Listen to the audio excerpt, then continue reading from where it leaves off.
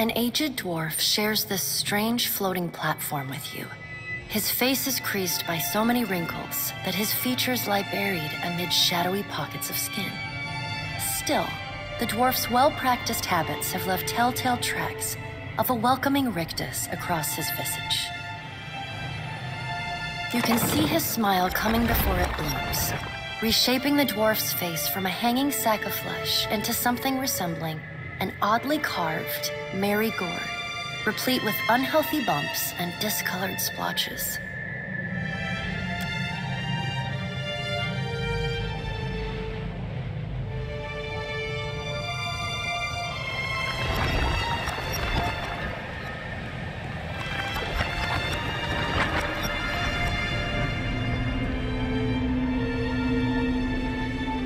Sit, please.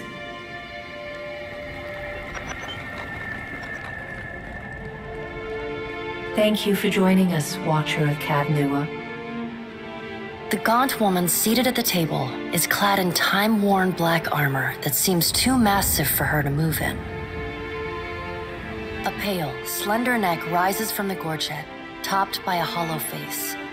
The milky skin stretched across it is delicate and translucent, like parchment that has been scraped clean too many times. She is preoccupied with the arrangement of cards on the table between you. With each movement, her armor squeaks and groans as though bearing an incredible weight. She places a final card, gives a nod of satisfaction, and raises her eyes to meet yours. Your brush with the divine has drained you of your powers, fractured your memories. Look upon these cards. They represent the courses of your life. You alone know best how they flowed. Arrange them to fit what you remember.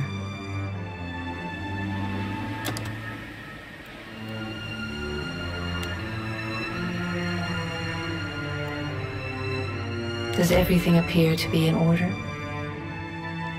Good. Welcome to the Beyond. I am Berath. One half, anyway. She points a finger in the direction of the dwarf who led you here. Though the movement is slight, her gauntlet squeaks like a rusty hinge. The dwarf's rictus returns as he nods in the woman's direction. Tell me, do you remember when we last met? You did. She places a card on the table, showing a tall tower with the gods' constellations arrayed around it in the sky. She places a card in the middle of the arrangement, a bell tower with no bell. Her fingertips slowly drag away from the card, faintly creaking as they retreat across the table. You had need of the gods once before. Now it seems we have need of you. The being that occupied Odnua's statue beneath your castle was the dead god, Aothus. Of this, we are certain. What we do not know is what his intentions are. Though Aothus stole a large fragment of your soul, you were strong enough to survive the onslaught and enter the in-between. You and he are still connected. He has chosen a body made of living Audra, perfused with the power of thousands of souls, including yours. It should be little difficulty for an experienced watcher to find him. Taking a physical form in Aora is fraught with peril. Most mortal minds and bodies are incapable of containing divine power. It can lead to problems, as Aothus learned not long ago. Her armored hand gingerly places a card sideways on the table. It features a man with a burst of light instead of a head. Did you care for the souls of the Deerwood who clung to you as they stumbled blindly through the in-between? You are a beacon to all of the lost, Watcher. Your soul gleams as brightly to them as Audra itself. For a moment, there is a glint in the blackness of her eyes, a flash of wondrous recollection. Those who have fallen in Aethys' wake are trapped inside him still. If you will not help them, who will? Of course, if that doesn't convince you, I can always return you to the wheel and find someone else to pursue him. Good. Before you return to Aora as my herald, you must remember who you were, the last whisper of life and death. For a moment, the sockets of her eyes darken, leaving the pits of a death's head gazing out at you. When you can picture your own face, the Beyond will lead you back to your own kind, to the world of mortals.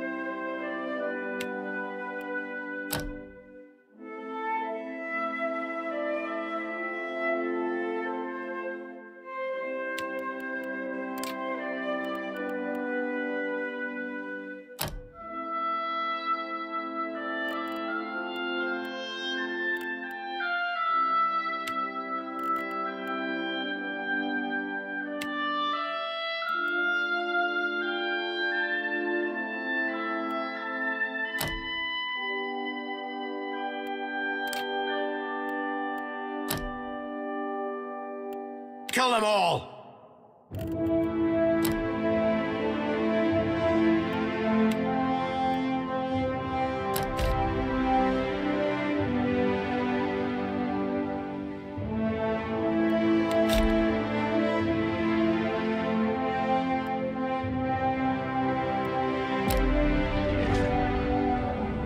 Go forth now, Watcher, as my herald. Know that I do not give you this title lightly. When the time comes, you will have the power to reveal the souls that cling to you, to open the gateway from the in-between to the waking world. Find Aethys. Learn his plans. When I have cause to talk to you, I will summon you. With a quick gesture of her hand, you feel a sharp pain in what would be your chest. The pain continues, intruding deeper into your soul. Looking down, you see a small lump of darkness roiling within you. The darkness lingers there, but the pain abates and fades entirely within the span of a few seconds. A chime. Do not fear, Herald. It will not harm you unless you choose to cross me. I trust it will not come to that. Her gauntleted hand gestures to the dwarf, hovering nearby. The dwarf nods, contorts his face with his odd smile, and gestures to a new door.